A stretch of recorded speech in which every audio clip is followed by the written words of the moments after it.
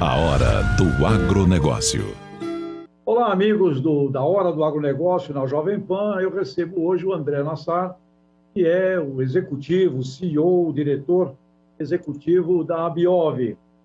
Além disso, o André é um brilhante brasileiro, extremamente amigo nosso. Eu nunca posso esquecer ao lembrar do André, falar com o André, eu não posso esquecer do Pensa, daquele momento extraordinário com o professor Décio Zilberstein, quando começamos lá na USP os estudos de agribusiness. E o André, uma carreira maravilhosa hoje aí como diretor executivo da Abiov. André, seja bem-vindo à nossa Jovem Pan, amigo. Oi, Tejão. Obrigado. Prazer estar aqui. Ótima lembrança do Pensa. Tenho saudades, né? Porque estava lá no começo da carreira, o Décio, a Elizabeth Farina e um monte de gente. Você, o Marcos Neves, Marcos Janck, quer dizer, aquela turma toda lá, né? Muito legal. André, para os nossos ouvintes, internautas, telespectadores, dá uma visão hoje da dimensão da Abiov, que é a indústria brasileira da indústria de óleos vegetais. Nos passe uma visão do tamanho dela, por favor. A Abiov hoje, Tejão, ela tem 15 associados, tá? Uma parte menor dos nossos associados é biodiesel, mas muita gente não sabe, mas a Abiov e as empresas da Abiov também produzem biodiesel. Então, a gente é uma das associações que representa biodiesel. Mas a gente é muito mais conhecido na parte da exportação de soja, da originação, né, da compra da soja, da industrialização, porque as maiores indústrias, tirando as cooperativas, as maiores indústrias de soja são associadas da Abiov. Então, na parte da industrialização de soja é ao redor de 55%, na parte de originação e exportação de soja, movimentação, como a gente fala, é mais ou menos 60%. Você veja que é bem espalhado, né? Porque tem indústrias locais, regionais, mas aquelas que têm abrangência nacional e, claro, internacional, praticamente todas são associadas da Abiov. É uma coisa que às vezes a gente aqui no Brasil confunde um pouco. Da soja que a gente processa, né, originada no Brasil, quanto dela é encaminhado via Abiov para o mercado interno e para o mundo? Que percentual da soja passa pela Abiov? Então, vamos pegar esse ano, vamos falar do geral, depois eu recorto a Abiov, mas esse ano nós vamos produzir 125 milhões de toneladas de soja, já tem estimativas de 130, né? Ao redor de 80 milhões é exportado, tá? Então, a diferença disso, que dá 46 milhões, 47 milhões, é processado. Ao ser processado, né, nas nossas indústrias aqui, aí a gente produz farelo de soja e o óleo vegetal, né? Esses são os dois principais produtos. Então, assim, a soja hoje, ela ao redor de 60 e poucos por cento vai para exportação, o resto é processado internamente. Do Entendo. Que é processado internamente, o farelo, metade dele é exportado. Tá? Okay. Metade fica aqui. O óleo vegetal, não, 90% fica aqui, metade do mercado é o óleo envasado, a garrafinha PET de 1 litro, né, que todo mundo compra no supermercado, na maioria, né, e a outra metade vai para biodiesel. Muito bem. Então, André, assim, temos potencial para exportar mais óleo também, certo? Óleo e farelo. Farelo, Tejão, porque o farelo, vamos lembrar que uma tonelada de soja, eu faço 800 gramas de farelo e 800 quilos de farelo e 200 quilos de óleo. Então, a soja, ela é principalmente proteína. Esse farelo que a gente produz tem 46% de proteína.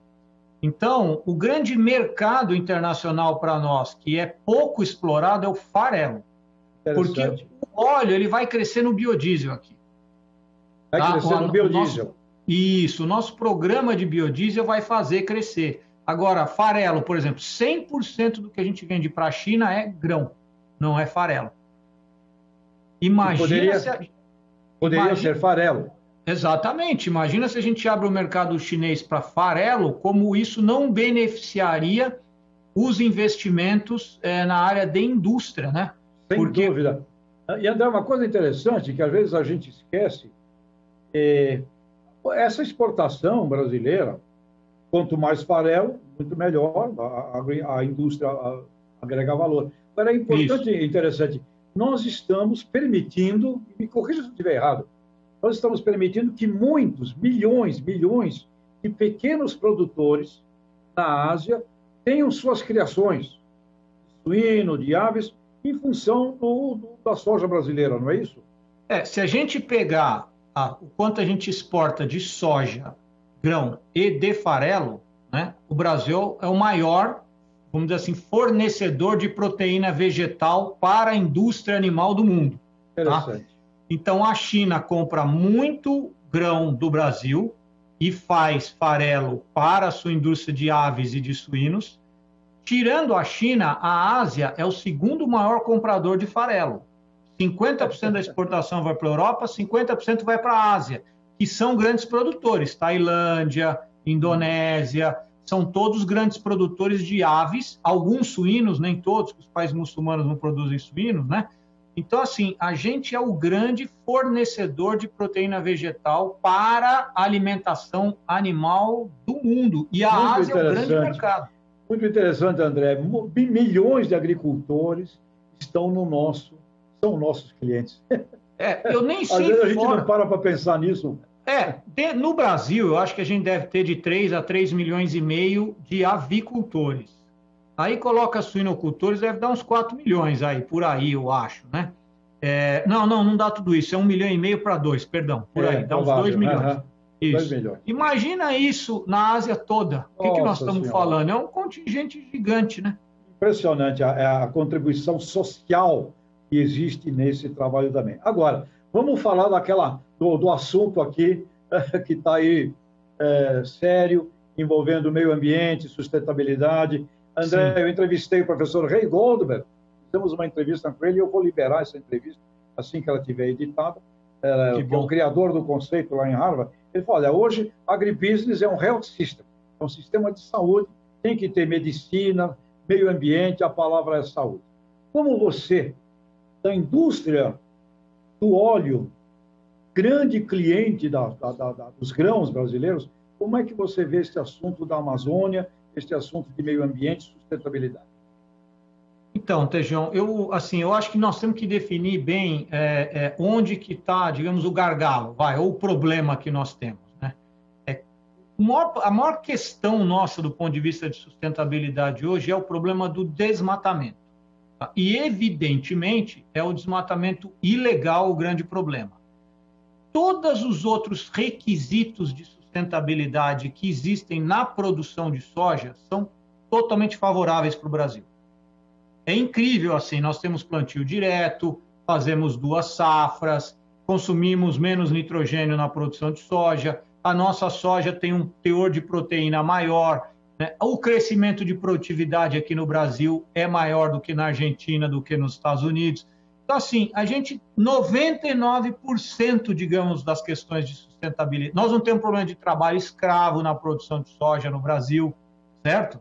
Então, assim, 99% o nosso padrão de sustentabilidade é muito alto. Mas como nós temos a questão do desmatamento ilegal, isso se transforma num grande desafio para nós. Né? Por quê? Porque nós, da indústria, isso a gente tem que explicar sempre para o produtor. A indústria que exporta soja, seja na forma de soja ou dos derivados, né, do farelo e do óleo, ela não pode exportar um produto que veio de uma área desmatada ilegalmente. A gente não pode fazer isso. Se nós fizermos isso e os nossos clientes identificarem isso, eles vão cortar imediatamente o fornecimento de soja do Brasil. Então, é um assunto, conforme o professor Ray Goldberg falou, quer dizer, quando a gente fala sustentabilidade, a gente fala assim, todo mundo acha que a sustentabilidade brasileira é ruim. Não, não é. Todo mundo sabe que é boa. Mas nós temos um ponto. E esse ponto a gente precisa atacar com muito profissionalismo, porque trata-se de algo ligado à ilegalidade. Ótimo. Ou seja, André, não adianta reclamar nesse assunto e falar mal dos outros. Comparar que aqui desmatou e lá não sei aonde. A gente tem que pegar o assunto da ilegalidade e botar polícia em cima, né? Você se lembra do Ney Bittencourt de Araújo, com quem eu convivi em 1982, assunto Amazônia, ele me falava em 82. É questão de polícia. Exato, e continua até hoje. Continua até hoje, questão de polícia. Tem que pegar a ilegalidade, e a gente tem também, talvez, eu creio, André, a gente tem que ter uma estratégia de marketing, de comunicação mais friendly, mais inteligente, mais permanente, mais também ampla, no sentido de falar com as sociedades, né, desses lugares consumidores. Porque pensa assim, Tejon, ninguém está pedindo para o Brasil acabar com o desmatamento ilegal da noite para o dia. Ninguém está pedindo isso. O que os nossos consumidores querem é uma sinalização que nós estamos na direção correta. É mostrar que nós estamos na direção correta, que nós estamos reduzindo esse desmatamento ilegal, e quando o produtor desmata ilegalmente, ele sai da cadeia, ou seja, ninguém compra o produto dele, ele se regulariza, se adequa de novo, aí ele volta para a cadeia.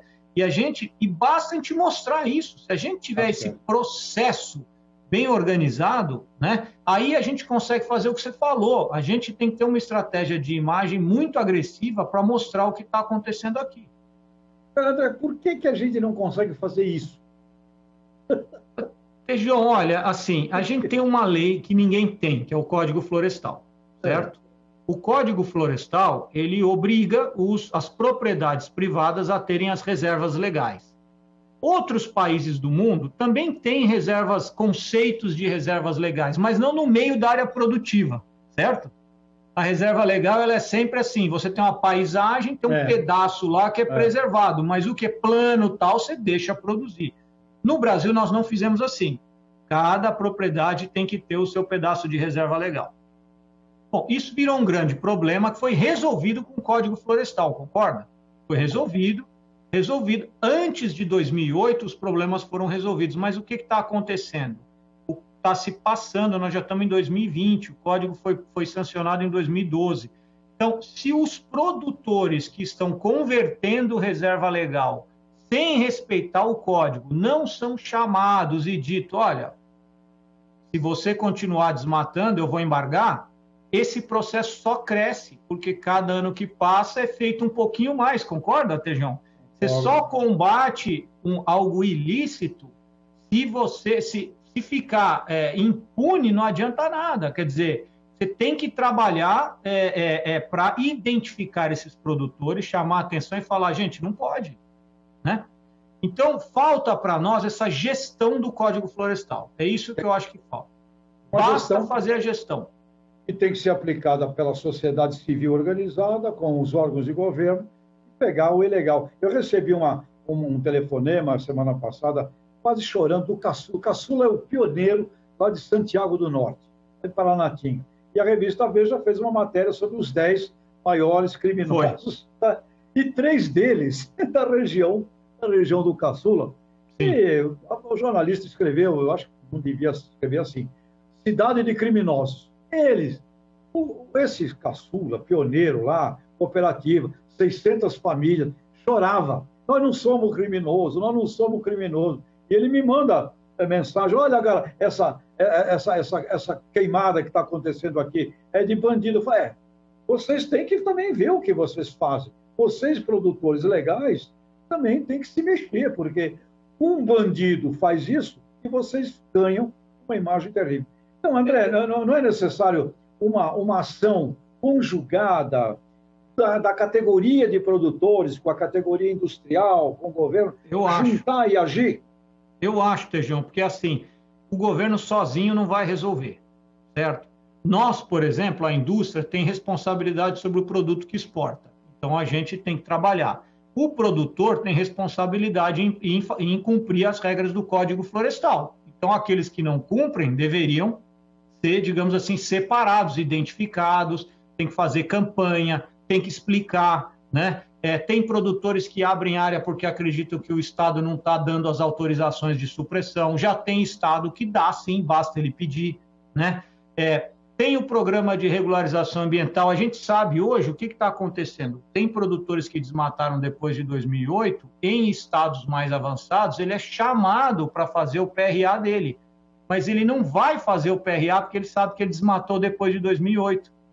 Então, e ele não vai conseguir resolver no PRA. Quem desmatou depois de 2008 tem que fazer um termo de ajustamento de conduta. É isso que o código manda. Então, assim, tem produtores fazendo escolhas erradas, porque ele está aumentando o passivo do lado dele. Agora, se a gente trabalhar produtores, indústria e governo junto, eu acho que a gente consegue equacionar isso, ir reduzindo o grau de ilegalidade, e aí fica fácil de comunicar. Olha, está aqui o programa, está reduzindo, publica relatório. Por exemplo, na Biov, a gente publica todo ano o relatório de desmatamento associado à soja. Por quê? Porque, assim, é importante que o mercado saiba que existe desmatamento associado à soja e que a soja que a gente exporta só vem de desmatamento legal. O ilegal a gente não deixa entrar na cadeia. Isso nós asseguramos para o mundo, para o cliente. A soja que o Brasil exporta, ela é legal. Ela é legal, tanto é que nós somos até muito criticados pelos produtores, porque nós temos uma regra no bioma Amazônia, que é a moratória da soja, que é desmatamento zero. Pela dificuldade de separar o legal do ilegal, a nossa regra lá é que não tem desmatamento. Puxa vida, isso é uma ação importante, mas a gente não consegue, a sociedade não sabe. O mundo lá fora não sabe. A gente tinha que comunicar mais enfaticamente esse tipo de coisa, não é? É que a moratória, viu, Tejão, ela divide a gente com os produtores, e a gente não gosta de estar em lados opostos, né? Porque os produtores são contrários à moratória por causa da regra do desmatamento zero no bioma Amazônia.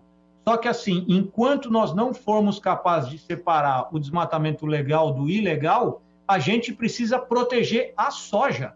Porque, assim, vamos proteger o produtor? Vamos. A indústria topa proteger o produtor legal. O produtor ilegal eu não posso proteger.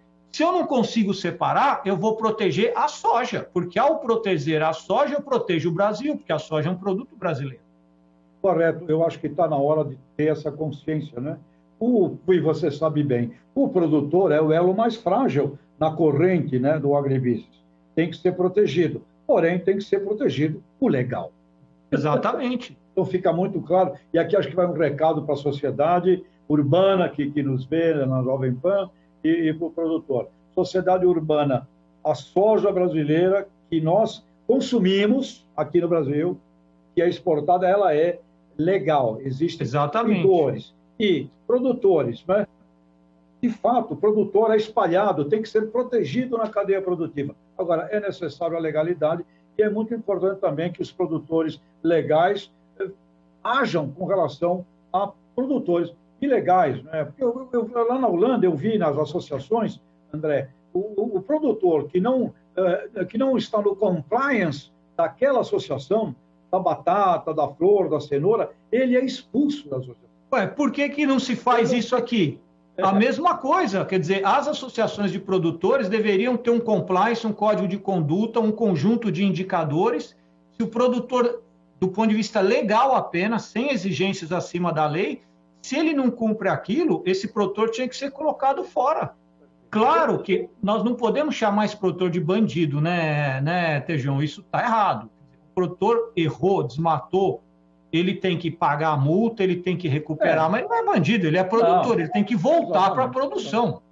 Senão nós vamos também criar um conjunto de excluídos, e não é isso que nós queremos. Nós temos que reunir a turma toda. Eu creio que a Abrapa, acho que o pessoal do algodão, André, você talvez esteja mais aí por dentro, o pessoal do algodão acho que parece fazer um ótimo trabalho. Faz. Não faz? É nesse sentido aí. Eles têm um programa de quase certificação deles que funciona muito bem. Nós temos também, Tejão, um programa que começou com a ProSoja Mato Grosso, e a Biov foi parceira no começo, chama Soja Plus. Esse programa tem mais de 10 anos. Em Mato Grosso, cuida a ProSoja Mato Grosso. Nos outros estados, a Biov é uma espécie de investidor anjo. A gente entra com o primeiro investimento, a gente estimula as associações de produtores a se juntarem a nós e o programa vai crescendo. Então, hoje nós já estamos em Goiás, Mato Grosso do Sul, além de Mato Grosso, Goiás, Mato Grosso do Sul, Minas, Bahia e Maranhão. Esse ano fomos para o Maranhão, a gente está atendendo 50 fazendas no Maranhão. Muito legal, André. Tinha até uns amigos da ProSoja, um pouco antes, uns anos atrás, que tinham uma ideia de envelopar um navio um navio chegar envelopado lá em Amsterdã, onde, com o Soja Plus. Soja Plus. Brasil. O que a gente precisa fazer com o Soja Plus, né? Isso eu acho que os produtores também eles têm mais dificuldade de enxergar, porque eles não estão no dia a dia da exportação. Tem vários padrões internacionais. A gente tem que acreditar o Soja Plus nesses padrões, porque toda vez que eu sair com um navio que tem 20%, 30% de soja que veio de produtor Soja Plus, pelo sistema de balanço de massa, eu vou dizer, olha, 30% dessa soja aqui já está nesse nível. Você no destino não tem que verificar nada, porque o padrão brasileiro já fez para você. E aí a gente começa a dar valor à nossa soja. Muito bom. Meu caro André, muito obrigado por estar conosco aqui na PAN. A gente fala com a cidade, e temos a missão de falar sobre o que isso é o cidadão urbano também. A tua palavra de despedida aqui para toda a nossa galera aqui da Jovem Pan. Então, Tejão, primeiro agradecer, claro, e queria reforçar, então, quer dizer, a indústria da soja tem um nível de responsabilidade elevadíssimo em relação à soja que compra, processa e que depois vai para os pratos dos brasileiros, ou na carne de frango, ou na carne de suínos, no leite também, e também no óleo vegetal e no biodiesel que roda os caminhões, né? Então, esse nível de responsabilidade é muito elevado e eu acho que isso a gente deve reconhecer. Quer dizer, nós estamos cuidando muito bem do produto que a gente entrega para o consumidor. Muito obrigado, André. Obrigado a todos os nossos amigos da PAN. A Hora do Agronegócio, foi um prazer imenso ter entrevistado o André Nassar, o diretor da ABIOF. Obrigado e vamos para a próxima. Valeu. Obrigado, Tejão. A Hora do Agronegócio.